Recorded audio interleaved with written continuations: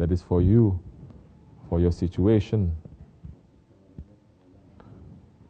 for your questions. As much as the heart is listening and is thirsty and is waiting to listen, believe me, the answer comes. It's not because of whoever is giving the sohbet, it's not because of me, it's because of Shaykh Effendi, definitely. Because that much thirsty you are, that much they will give. If your hearts are sealed, if you have arrogance, if you have stubbornness, if you're saying, I've heard this before, why I have to listen to it again?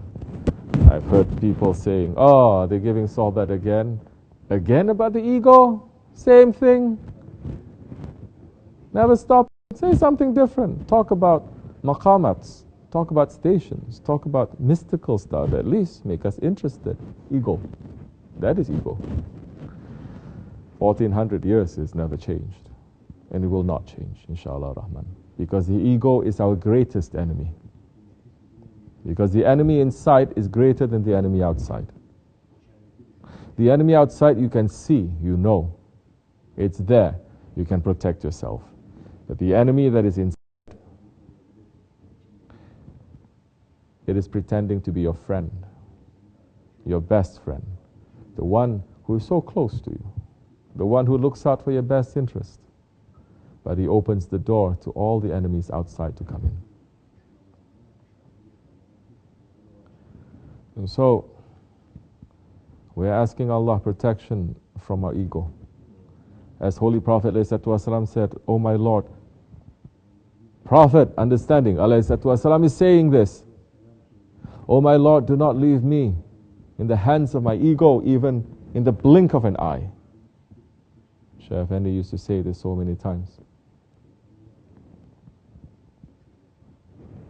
That means it is so dangerous, this ego, that if you blink, it will fool you.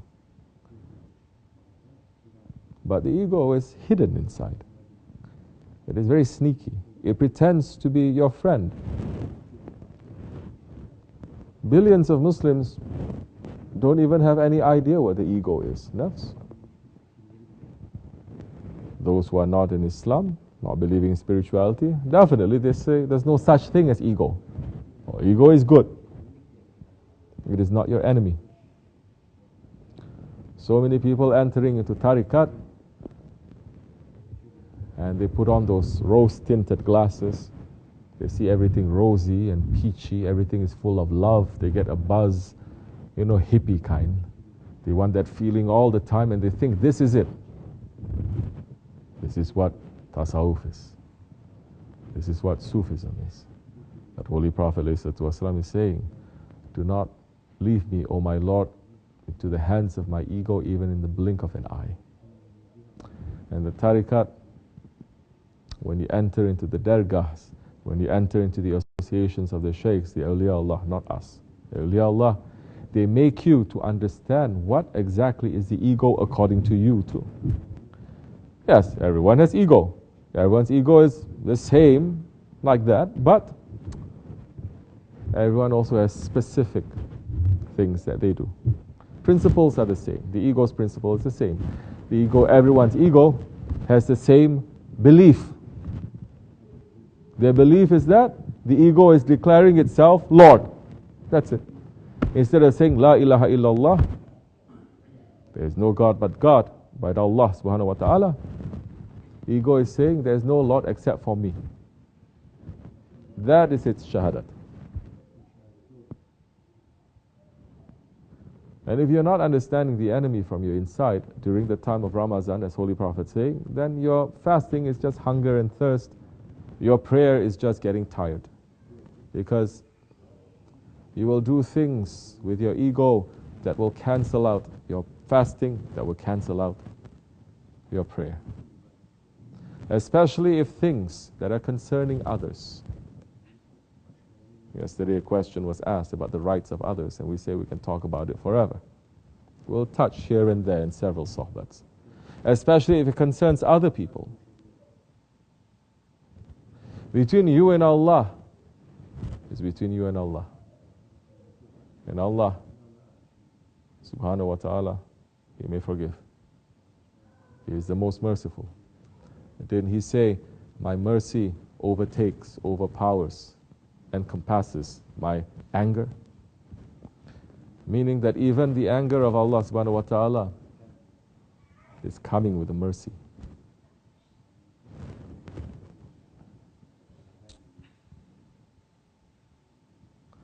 And if we are not understanding how we are trampling on the rights of others, we are in a very dangerous situation.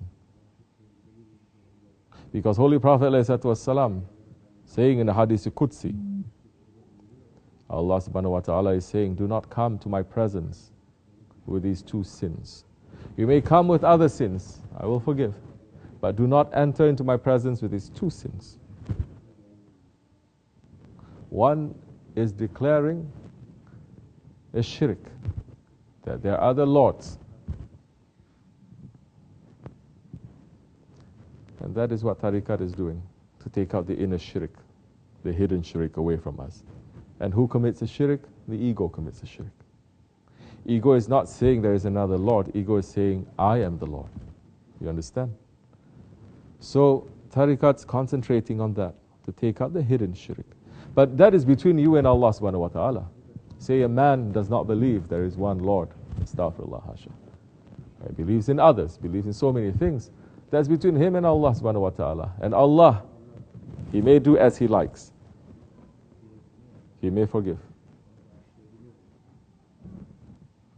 And Allah subhanahu wa ta'ala has made so many reasons to forgive.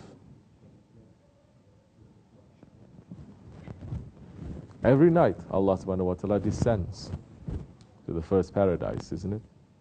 Asking, who is awake to ask from me?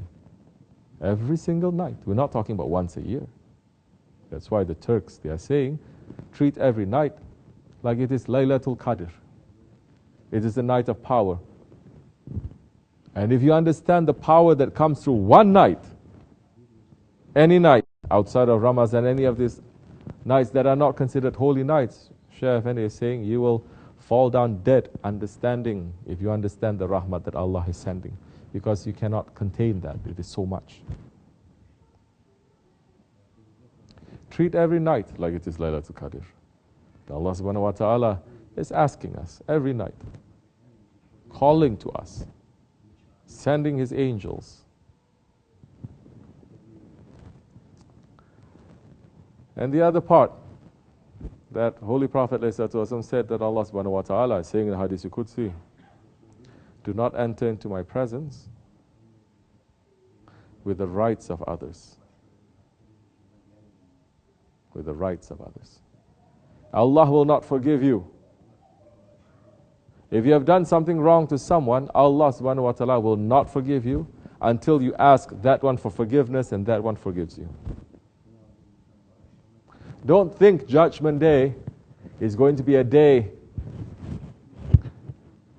that Allah subhanahu wa ta'ala is going to place His heavy justice on everyone. To ask, Allah is asking His rights on His creatures. Judgment Day will be a day when there's going to be so much confusion because the creatures are fighting with each other, asking for their rights from each other. That unbeliever is going to look at that believer and say, this one has taken something from me without my permission. I'm asking for my rights, Ya Rabbi. I want his faith. That time, yes, Holy Prophet ﷺ is saying, Hazrat Aisha radhiyallahu anha asked, because she said that time, the men and the women, they are going to be completely naked on the Day of Judgment. And she's saying, how is that possible? Without feeling shy. And Prophet ﷺ said, Ya Aisha, they will not even look at each other. They are so filled with dread and with worry and with fighting for each other. No one has any time to even look at each other because they're just so concerned and stressed out and worried and frightened and scared of what is going to happen. because everyone is going to ask for each other's rights. Yes, this is fitrah. Eid al-Fitr. And in some countries, the traditions is what? To ask each other for forgiveness. To ask each other for complete forgiveness, everything that they have done, openly or hiddenly. Everything that they have said. To make halal. Some cultures, they do it only in the month of Ramadan, especially in the Southeast Asia. And in the day of Eid, they would ask forgiveness from each other. The son to the father to the mother, everyone will ask for forgiveness. And they're going to say, I forgive you. And it's a very emotional, very cleansing time. Some cultures, they do it every day, not just one time a year. Like the Ottomans and the Turks, especially when they are leaving from each other. They are traveling or they have to go somewhere. They say, halal also. Make halal everything that I've done or said to you. There is a beautiful tradition, and it's a tradition that has been lost. And the Osmani Dargah, Shaykh Effendi is teaching us every night when we make the sajda shukr, to ask Allah for forgiveness and to forgive everyone. And to ask Allah to turn their hearts for them to forgive us. So that we have fitrat, we have innocence and purity every night before you go to sleep. That time you become stronger. That time you start tasting and living your faith. That time, this heaviness of this world is not going to bother you. You just brush it off. You say, it's heavy. Yes, what can we do? If you don't, the smallest things will crush you. Everything is perfect, but because of a small thing someone said, because of something that someone did to you, or you remembering something, it will destroy everything. Your peace of mind, everything. So now, we must ask each other for forgiveness. We must not be keeping grudges. Those ones in authority, they have a responsibility now to warn, to speak tough. If possible, they're going to crush you. It is. Those who are not given that, it is not your responsibility to do that. If you start doing that, you will destroy so many things. And those who are given that responsibility, they run away from it because they understand it is very heavy. Until they cannot run away anymore and they have to do it. That time, sometimes people understand, sometimes people don't understand too. And they know that. But something is crushing, and until we say, it's going to continue to crush us. So we have to say. And we're watching. So this is the month of forgiveness. Freeing ourselves from hellfire. Understand what that means now. The last third is freedom from hellfire. And the words of Allah subhanahu wa ta'ala, the words of the Prophet ﷺ should be written in gold. And its meaning is never ending. Its meaning is never ending. If on the day of judgment, people are going to be fighting with each other, asking for the rights of one glass of water. What's going to happen now? If there is no intercession. If there is no intercession from the prophets, from the saints, from the Quran will intercede. The month of Ramadan will intercede for you. So many things will intercede for you. Without the intercession, what's going to happen? We will put each other to hell. Finish. That's what we're going to do. We're going to put each other through hell. And that's exactly what is happening in this world, isn't it? We're putting each other to hell. This world, Allah did not create this world as a hell for us. But we turn this world into a hell for each other. So freedom from the hellfire. Have more Halim Salim in your heart. have more forgiveness in your heart. You know something is wrong. Someone did something, you say, I forgive. I'm not going to ask my rights now or in the day of judgment. You get very upset. Say it first with the tongue. Later it will descend to the heart. That time you'll be at peace. Because as much as you think people take away your rights, if you're busy with yourself, you know, number one, you deserve it. Because didn't Allah subhanahu wa ta'ala say, anything that is good that is coming to you, know is coming from Allah. And anything that is bad, it is coming from your ego. So our ego did something and we deserve it.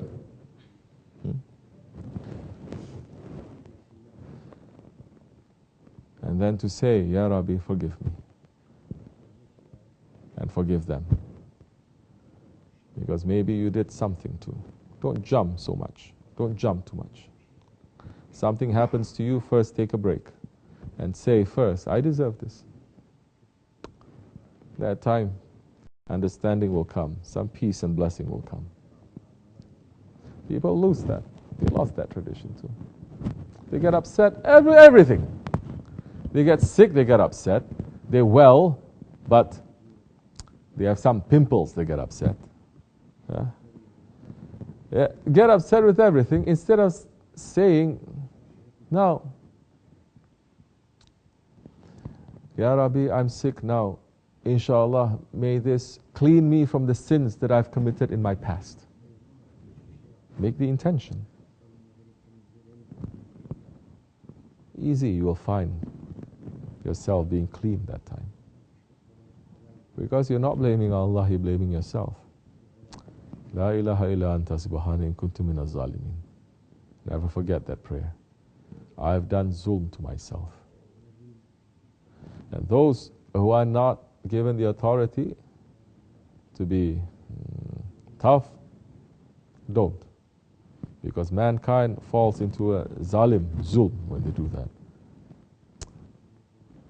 Because if you are not doing it for the sake of Allah and His Prophet ﷺ, like what we said before, the anger is without any mercy. If the anger is without any mercy, it becomes zulm, it becomes zalim, it becomes cruelty, it becomes oppression. Even with the anger, it has to have mercy. Because that is the characteristic of Allah subhanahu wa ta'ala. So, we learn all of these things. In yourself, for yourself, in the dargah. You understand? Then,